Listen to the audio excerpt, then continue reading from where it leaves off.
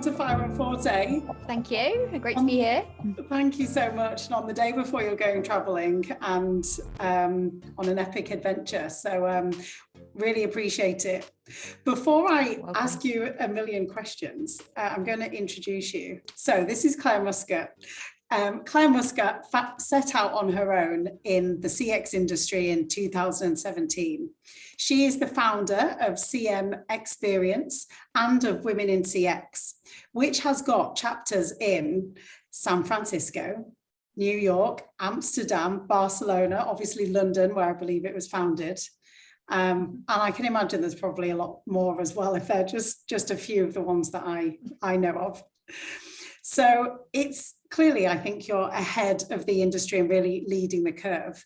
And I think when we introduce somebody like you, it's easy to think that you were destined to be there. And you went from top job to top job and then founded your own business. But I know that I saw you in a senior job, but a relatively normal job. And therefore, there's a story behind you actually being probably extremely determined and focused with conviction, setting out on your own, which I'm really keen to hear about. So a bit about how I met Clare. I met Clare when I was working on a brand project. I'd personally not heard of customer experience before and was meeting the head of customer experience. So I was curious, even more curious when Clare arrived and she was open and chatty and confident and passionate about this subject matter. And that energy was just incredibly unique and really infectious as well. So personally, I thought, and this was a good 7 years ago, I thought, wow, she's really going to go places. And then I reached out a few weeks ago and asked Clare how she found turning 40, because she had done a post about it on LinkedIn. Clare's words were, it was actually a miraculous turning point for me. I'm really stepping into a whole new phase of life at 40. And I just absolutely love that quote, because I guess I feel similar, but I'm really keen to know more about your mindset around that. So yeah, Clare, how did I do? Do you want to tell me a bit about you and how you got to where you are now? Yeah, no, we did great. I've got little blushing cheeks because it's so nice to hear such lovely things being said about me from 7 years ago. So thank you. Yeah, about me. So I guess kind of, you said that point around the assumption that successful people kind of go through these series of just like got everything right and ended up where you are. That definitely wasn't the case for me. I guess, kind of customer experience, I didn't even know it was a thing either until I looked back and was like, oh my God, I've been taking care of thinking about the customer and how they interact with the touch points that we have with the brands and organizations and trying to make that better for years. But at the time, it wasn't actually a thing. And I guess I discovered my passion for customer experience just by being on the front line of customer service for so many years. So I guess one of the characteristics about me was like my drive to work happened really, really early on. So literally as soon as it was legal, I got a job and I was earning about £2 an hour or something, but I loved it. And I loved earning my own money and I loved serving customers. And I actually was determined that I was going to be a professional horse rider because I grew up with horses. That was my dream. I actually went to uni to study equine studies. And I had a bad riding accident where I hurt my back so badly I was unable to ride for a couple of years. That meant my career plan was completely derailed from that point. And it just so happened that my horse degree was with marketing and business management. And I was just really good at it. It wasn't something that I thought, I'm really passionate about this. It was just something that naturally I found quite easy. So when faced with the choice of like, well, what do I do now when I graduated with my 2-1, was like, well, I really don't know who I am now or what I want to do. So I decided marketing, go to do a master's at Red Brick Uni. I got into Birmingham. And then it was a massive turning point for me being around like super smart academic people and, kind of still working in the background full time because like I had to pay my own way through college and uni. I'd worked my way up to be a deputy general manager. I was living on site on a hotel and restaurant, working full-time, studying full-time, and discovering things like consumer behavior and like research methods and starting to kind of make these connections in my mind. Or actually there's a science behind this thing that I love to do. And yeah, like it was just serendipity really, because when I was looking at graduate jobs, because I'd amassed so much operational experience working for the same company for so many years, the operations director, who would see me on a day-to-day basis just being amazing at serving customers, was like, I want to give you the chance to go on this graduate scheme in operations. And by 23, I was running my own hotel and restaurant and had like 80 people working for me. So this kind of like baptism of fire. And yeah, like going into head office in my first kind of placement in there, I was in like the data and analytics team. And again, serendipity really, because most people that did the analysis jobs would report on the numbers and the figures and tell, this is the story of like what the numbers are saying. Because I had this operational background and understanding of the customer experience and the levers we could pull, I'd be writing these little paragraphs to the exec board saying, this is what's causing it, this is what we could do about it. And of course, got noticed as a result of that. And my career kind of just took off at Whitbread, where I ended up managing things like brand standards for premiering and looking at how the marketing proposition could be delivered consistently through the products and the service that we offered. And I ended up leaving there because I had this vision for how you could connect all the dots together between people, process, not really so much technology at the time because it wasn't really a big part of the experience, but the brand and the experience that customers had. For me, it was we're making all these promises in our marketing, but we don't always deliver them. So here's the way that we could do it. And at the time, the marketing director was like, that is really not your job. So I got my first job as a customer experience manager by answering an advert that I'd seen for this role that basically was like, we've got a problem that we think someone who thinks about the experience could solve. And it was a blank sheet of paper role. And I got to go in and basically started to develop this model that I then spent 15 years iterating, trialing and testing all of these ideas that I'd had about how to connect those dots. So whether it was, listening to customers and listening to employees and building a picture of what needed to change in order to make things better in the kind of human aspect of it, right through to looking at customer journeys, isolating pain points and opportunities, building business cases around creating a return on investment from it.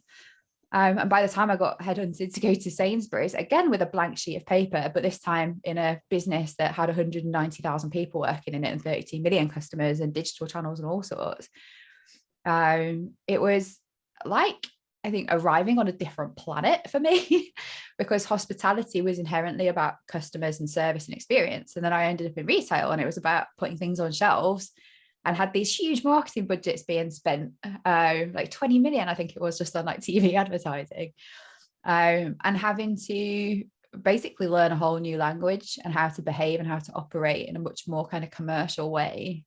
But it taught me everything that I needed to be able to go off and start my own company, because I built a customer experience design function there from scratch, implemented projects that delivered things like a £4 million return on investment. And in customer experience, this is the elusive thing. Like, how do you prove the value of like behaving and thinking this way as an organization?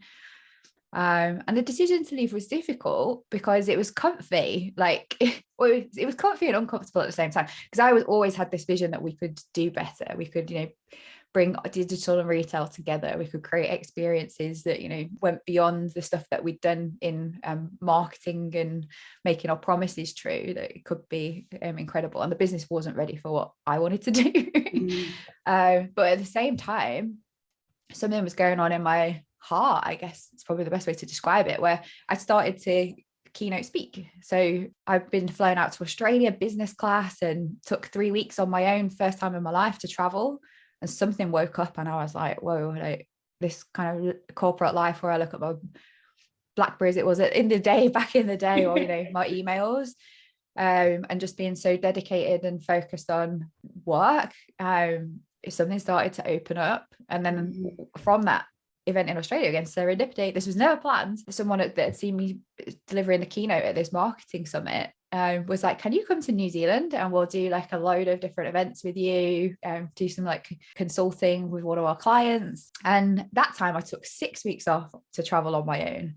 So I went to Hong Kong, Japan, Indonesia, Malaysia, and New Zealand. And I remember sitting on this beach watching the sun go down just off Bali and being like, I can't go back to that life. I can't go back to the corporate world. And by the time, like, being this head of CX role, it wasn't fun anymore, because what I loved doing was designing experiences, was figuring out problems. And the more senior you get in corporate organizations, the less it's actually about doing the thing you love, and it's more about sitting in meetings and firefighting. And well, obviously the leadership aspect is nice, but that wasn't really what floated my boat the most. So was I going to continue on this trajectory, probably end up having to do something I really didn't want to do, because in that organization it was about being very generalist. So maybe going work in profit protection or something, which is like anti everything I believed in. So when you say that decision to go, and there was the bravery around it, it was more like I couldn't continue. I didn't know what I was going to do, but I knew it wasn't this anymore. So when I left, I literally had no idea what I was going to do. I'd saved a bit of money, so I was okay for a few months, and I was so burnt out by that point. Like I spent the first 3 months doing things that I just hadn't had time, like started going to the gym. I got a horse again that I'd not ridden horses for years. So I was going like riding horses, and I even learned to bake, like it's like lockdown. Yeah, it's like my own little lockdown. And people started reaching out to me, like to say, would you be interested in speaking? Would you be interested in consulting? Obviously the background that I'd got in customer experience, I'd won like loads of awards and stuff. I didn't realize I already was a brand in my own right, because I went through this existential crisis of, if I'm not head of customer experience at a big company, who am I? And things just kind of just came to me. I don't know how, but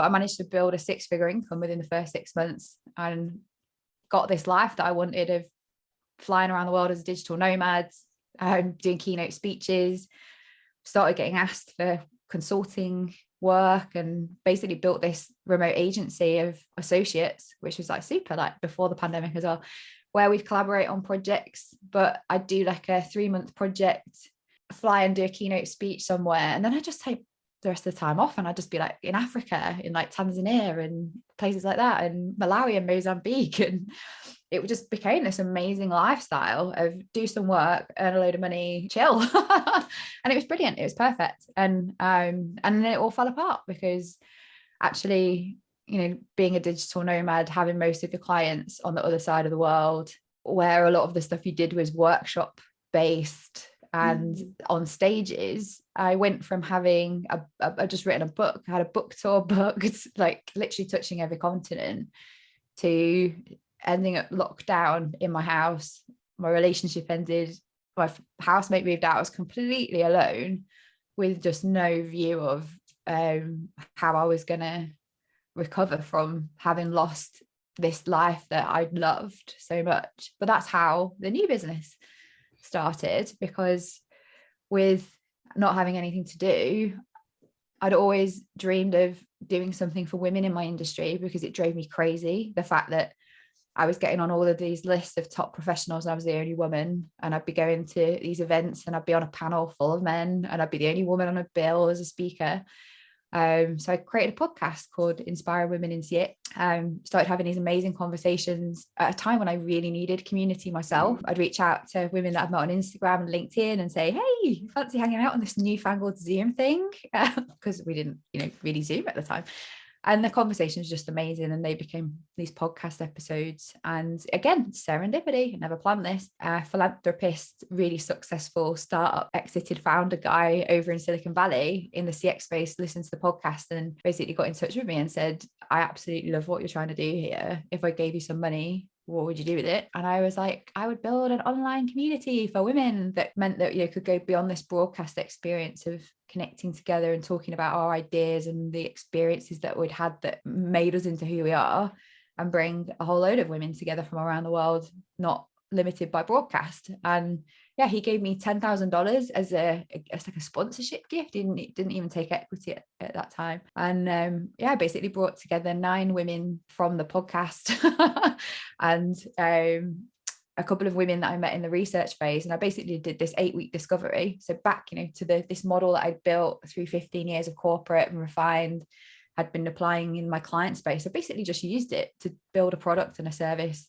and an online platform myself. And the way that I did it was entirely through customer experience design, because I had no idea how to build a community or a platform-based business. I knew how to design experiences. So within 8 weeks, we had an MVP. I've always believed in co-design and co-creation to be the route to amazing products and services and experiences. Got 30 beta founding members in who helped us co-create what it became. And bearing in mind, we built this in the pandemic. It became this like private social network where we held weekly events with everything from the best speakers in the world in customer experience, to members holding masterclasses, to roundtable discussions, to having these deep experiences of like vulnerability together, because we were all in the lockdowns at the time. And now we're in over 50 countries. The restrictions have eased. These self-organized chapters and meetups are springing up everywhere. I'm getting invited back around the world again. Like, I'm going to be in Canada tomorrow, going to meet up with my members in the Toronto crew. I'm going to be in the Caribbean in a couple of weeks with my Caribbean girls. I'm holding an event and speaking for them at a conference that they're organizing. And it's just crazy that none of these things were ever things that I'd planned to do. And if anything, what I've learned is that plans are a waste of time. Having a vision is way more important, and passionate purpose that you're striving towards, and whatever happens in between is going to be more luck than judgment. And the things that have happened in the last couple of years of being a startup founder, it was things I never would have even been able to foresee happening. I've abandoned the plan.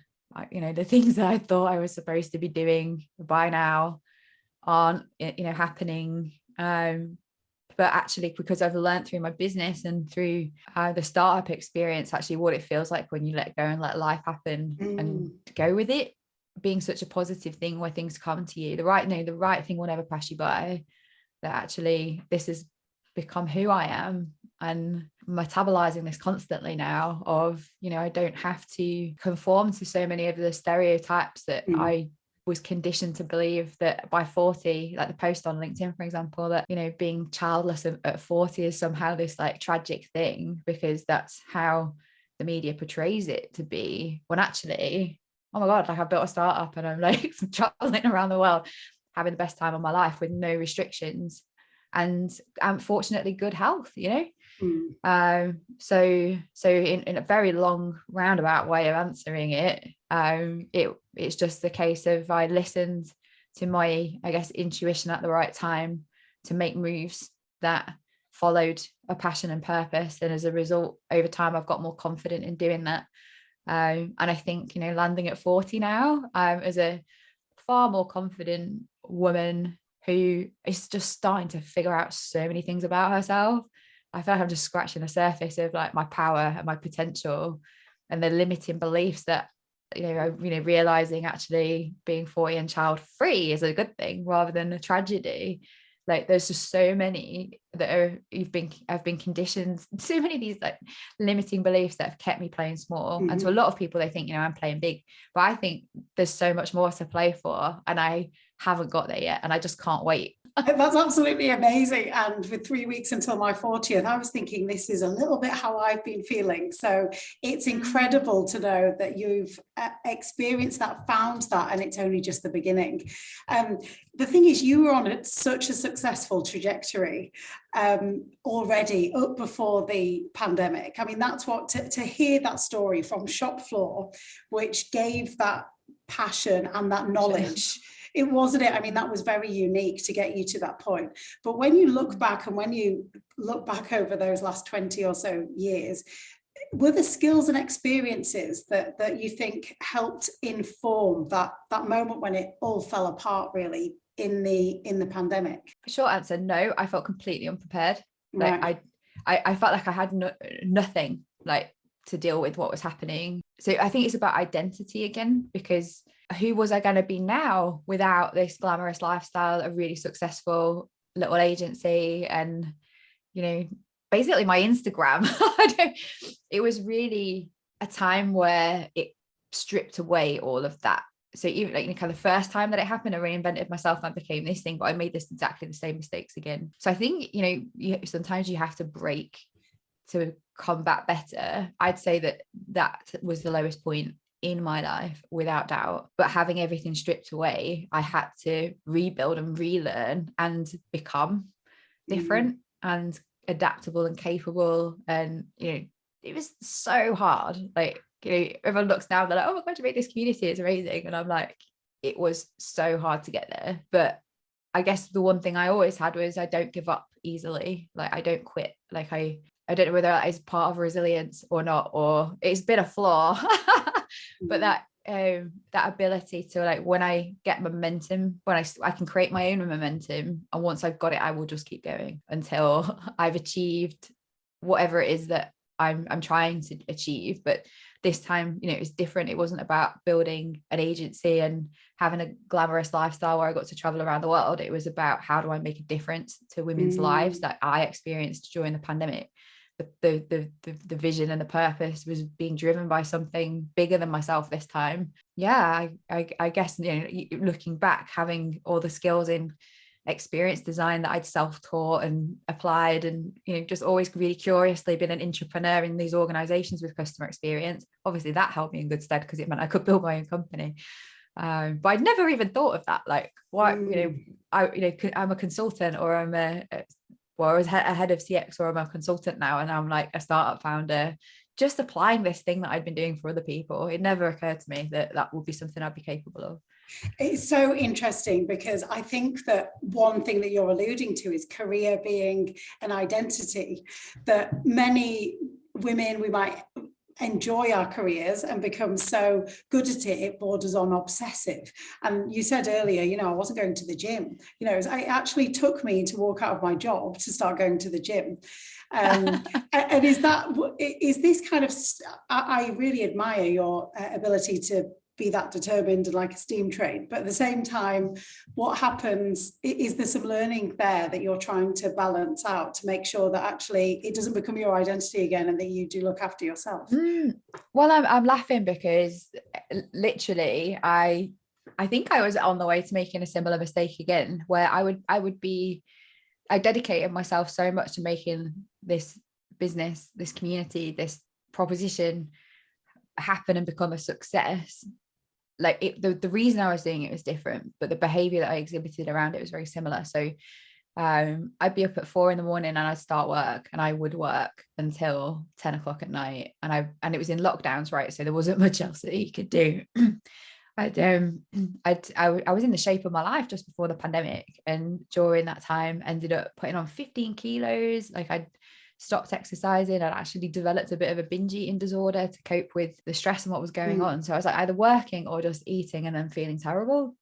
So it was again serendipity that at Christmas time, my horse Buster, oh, amazing.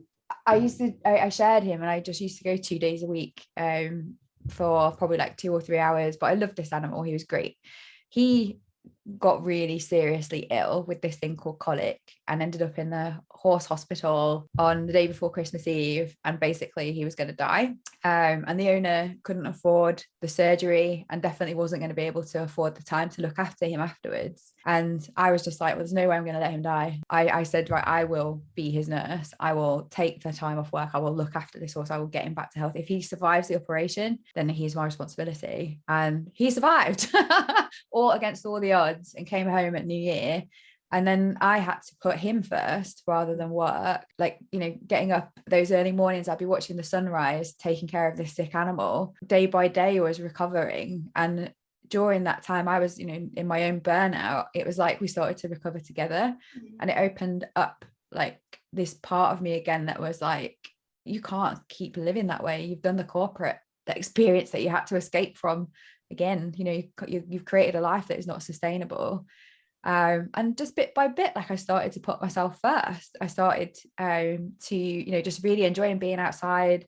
I'd seen the impact on my health. Like, I'd lost some weight and I was just feeling happier. And now, like, basically this is how I cope with my life of work, which is I have 5 hours a day in the mornings dedicated to me.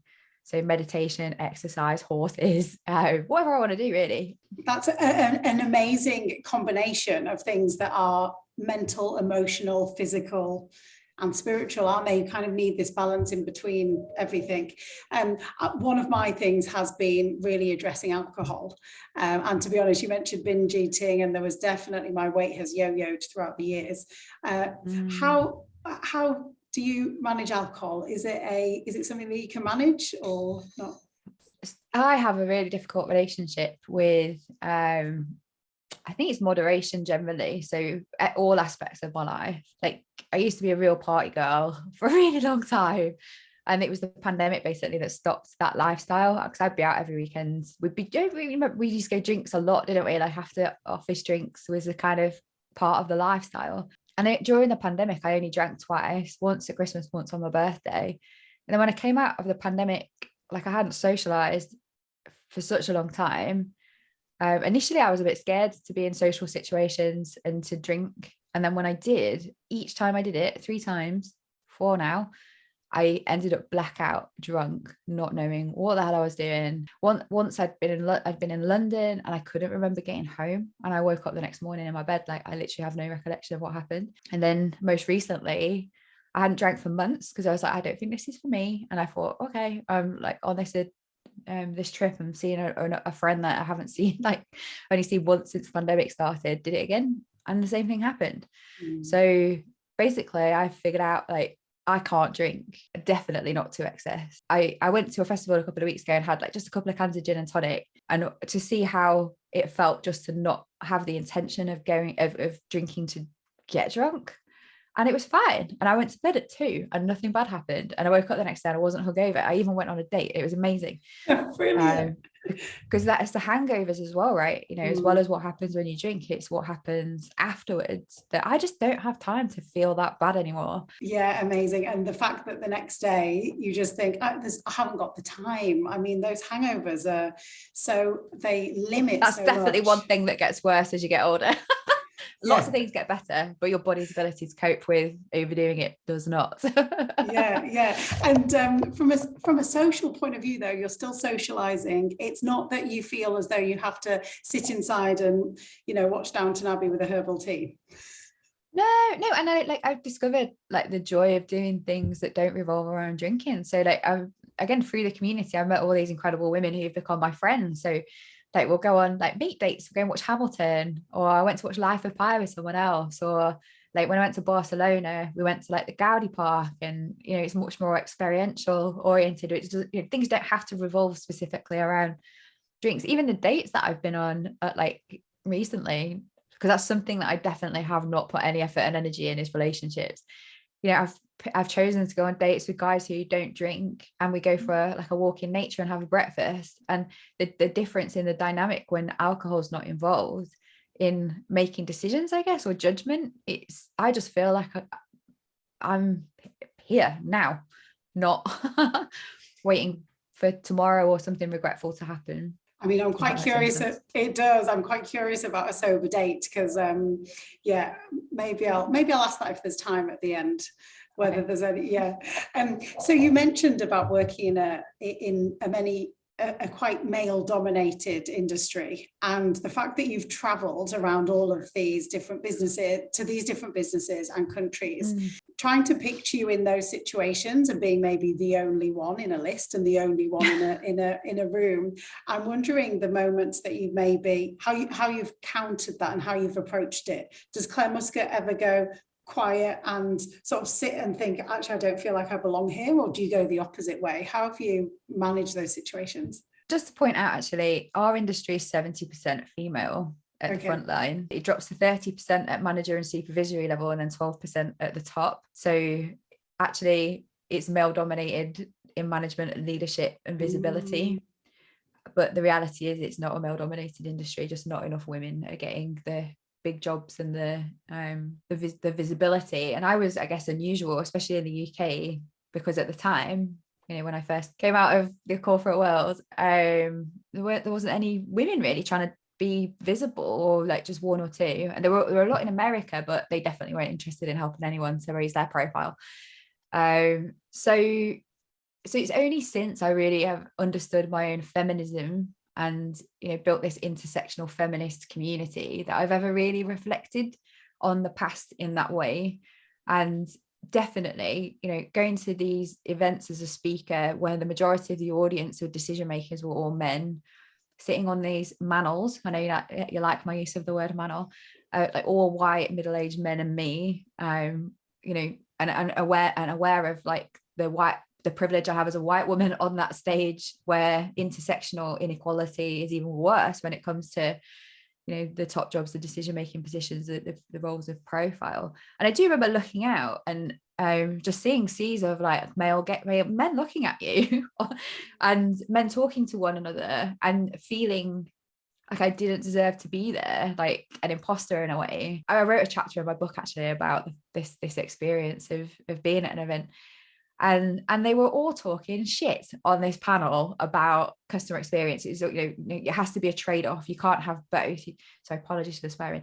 You can't have great customer experience and operational efficiency, for example, or, you know, technology has to be the lead rather than the customer and the employee and what they need. So I just basically like took this deep breath, I grabbed the microphone and said, you know, building great customer experience doesn't happen by accident, it happens by design, which is now my most famous quote and is on like tiles on Instagram and all sorts, and people use it quite often. I went on to explain my philosophy around why it doesn't have to be a trade-off and how you can have both, and, you know, creating these win-wins for customers and the business, and how it's entirely possible and that we need to change the narrative. And I got a round of applause. Wow. From this audience. I think it started with the few women that were there, but having, you know, felt like I was sat on this panel, I wasn't supposed to be there, everyone knew what they were talking about and I didn't. Actually, it turned out that I was definitely supposed to be there and I knew my stuff, and actually I had something to say that was raising the game of customer experience. And if I'd have not said that, if I'd not grabbed the mic and if I'd not said my piece, I don't know if my future would have been different, because this is while I was still in corporate that I did this. Yeah, and that emphasis on taking a deep breath, because I think many people have been in that position where they've been in a meeting or in a moment where they've actually gone to taking the deep breath and then gone, I'm not going to say it. They had some, yeah, you know, you've had something really good to say, but you maybe are worried about not coming across as an expert. Were you approached afterwards? Do you feel that to build up your reputation and credibility, has that taken you being proactive, or have you found that the leadership, the male-dominated leadership, have taken some time getting used to the voice or the opinion or the newness of having women and leaders in that role? So I just have to stop and say, like, when I first started out and I first was working in head offices, I never said a thing. Like, I would have thought, I know the answer to this question that they're posing, but I didn't have the confidence to speak up. Then about half an hour later, one of the senior men would say exactly the same thing that I'd been thinking. I find it bizarre to think that now I'm an international keynote speaker when I couldn't sit at a table and say what I thought. But I think with the community that I've built for women in CX, they've looked at me as a bit of a role model for being visible and putting yourself out there and not being afraid to be who you are. Talking on LinkedIn about being 40 and childless and actually how great of a thing it is. So now I go on LinkedIn and I see so many women speaking up from our community, being visible. I connect event organizers with the women in my community. We're creating a speaker bureau at the moment of women in CX to help challenge and change that. And people come to me and say, Claire, you know, we recognize like we need better diversity at our customer experience tech events, which is, it's definitely more male dominated as the kind of tech side of customer experience. And I go, okay, cool, I'll curate a panel of my members, and then we do a panel at their conference and it's all women in CX. Like, so we're kind of like subversively changing the game through this community, inspiring one another, supporting one another, giving each other the confidence to speak up and put ourselves out there. And now I am certainly not like the only one on those lists. It's changed. And what we typically find is like men want to be allies. They just haven't known how to do it, because it's not been a case of not wanting to be supportive. It was either a lack of awareness of the fact that this is what the reality is for women, or not knowing how to help or how to make a difference. And actually a lot of the strongest proponents of our community have been the men in our industry, as allies, coming in and doing keynote speeches and passing on their wisdom in our webinars, and helping to change this collectively. Is a tricky one, because then we do come across the occasional equivalent of a not all men type comment or perspective, or like a question, saying what you're doing is against diversity and inclusion because you've built a space for women and men aren't in it, and that's against what you're saying equality means. And I'm like, well, no, it isn't. If you want to go and build your own safe space for men to network and support one another around their issues, go for it. But this is a safe space for women intentionally, and men are involved, like I say, coming in and doing keynotes.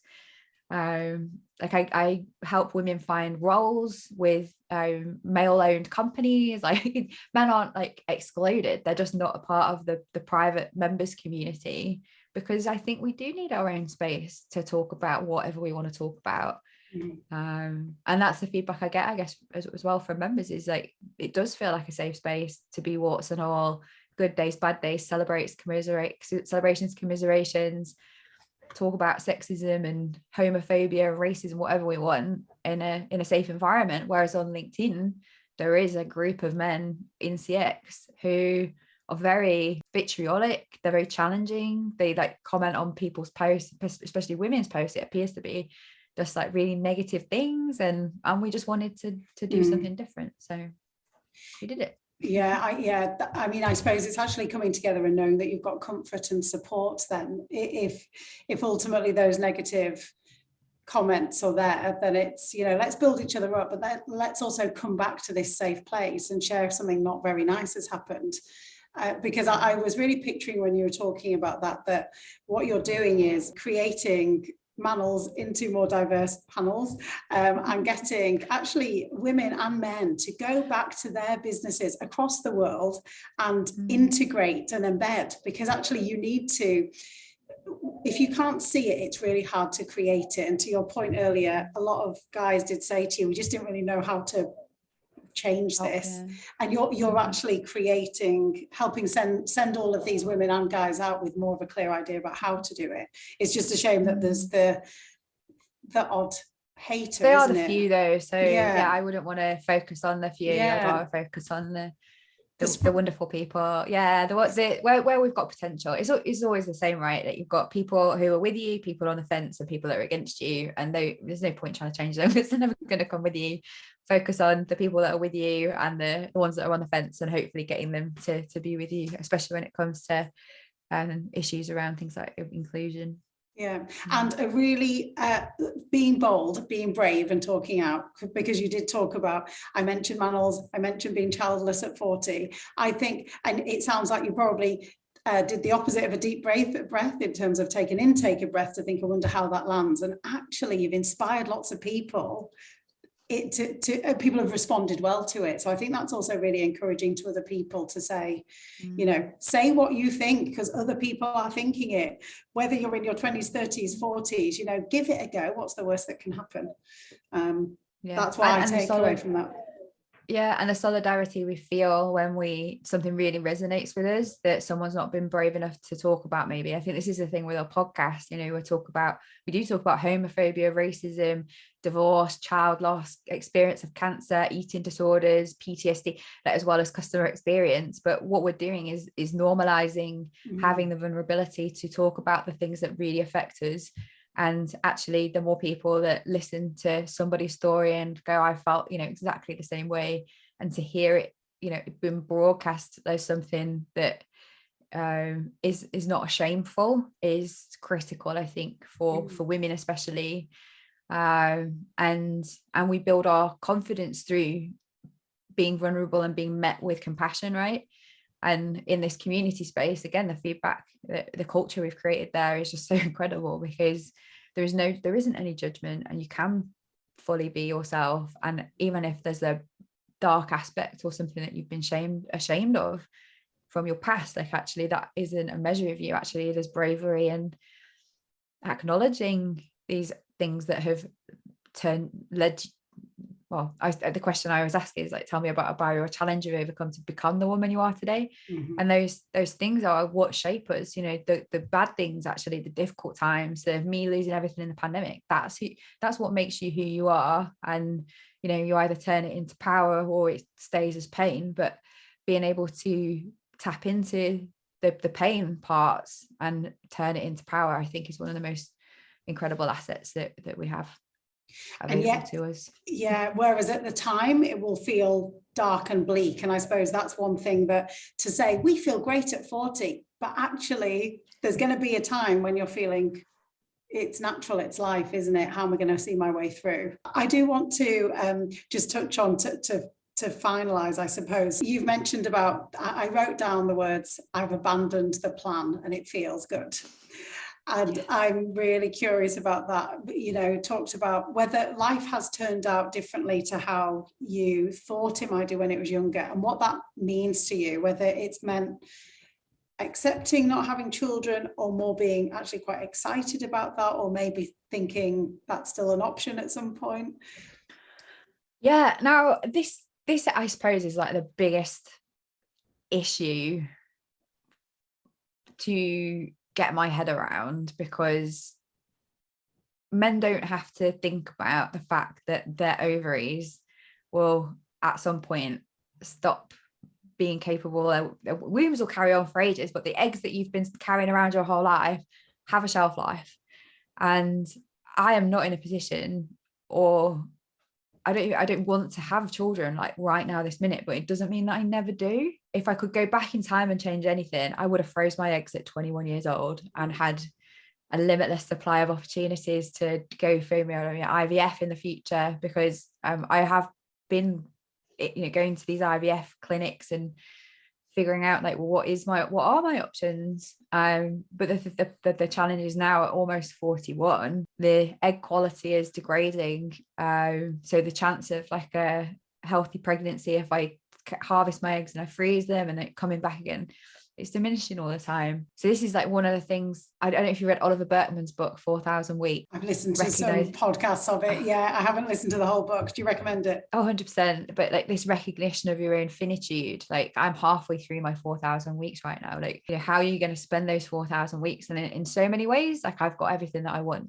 but I need to make a decision about proactively, what on this occasion, doing something about it. So when I come back from my travels, I am going to try and go through an IVF cycle, or maybe two, to harvest my eggs and see if they're going to be good enough quality. But I'm just going to stick them in the freezer, and when I'm ready, I'm going to say to have kids, because I'm definitely not ready right now. If I ever get to that point, I've got an option available to me.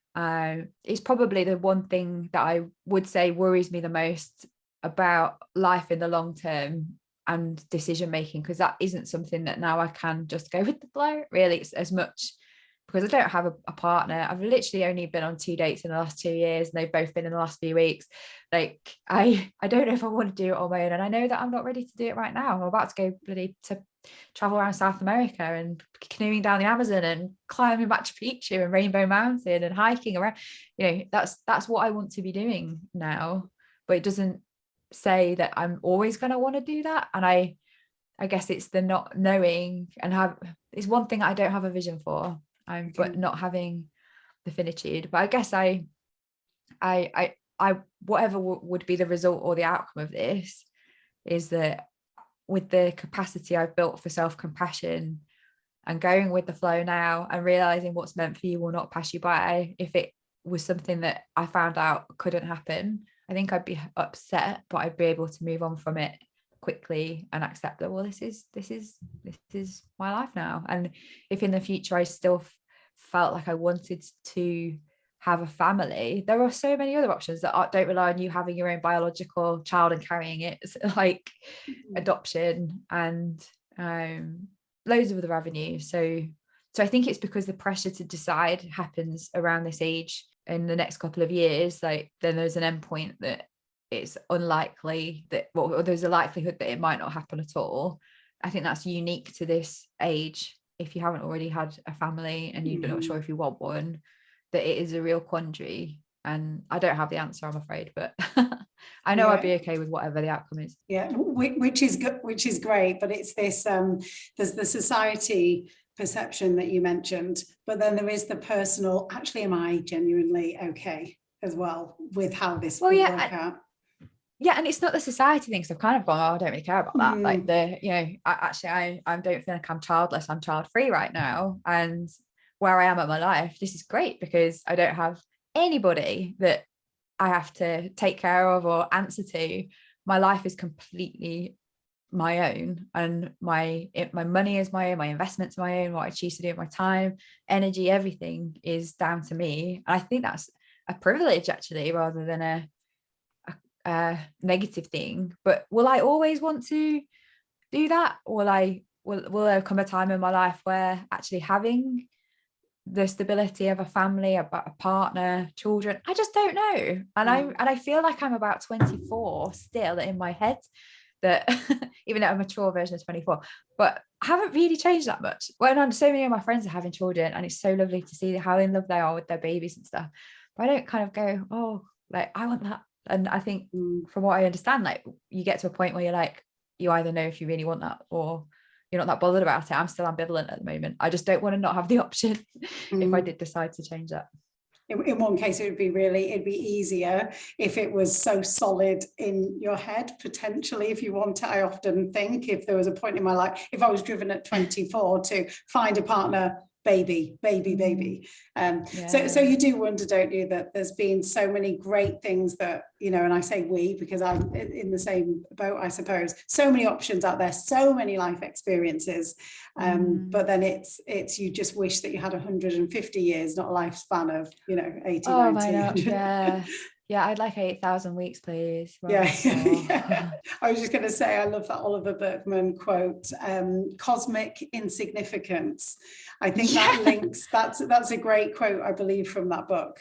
Well, and it's true, right? Because in the whole grand scheme of like the eternity of life and the time that humans have been around, and then you and the universe being out there, and you're just this little tiny speck living for a very finite moment that is, I think he calls it offensively short.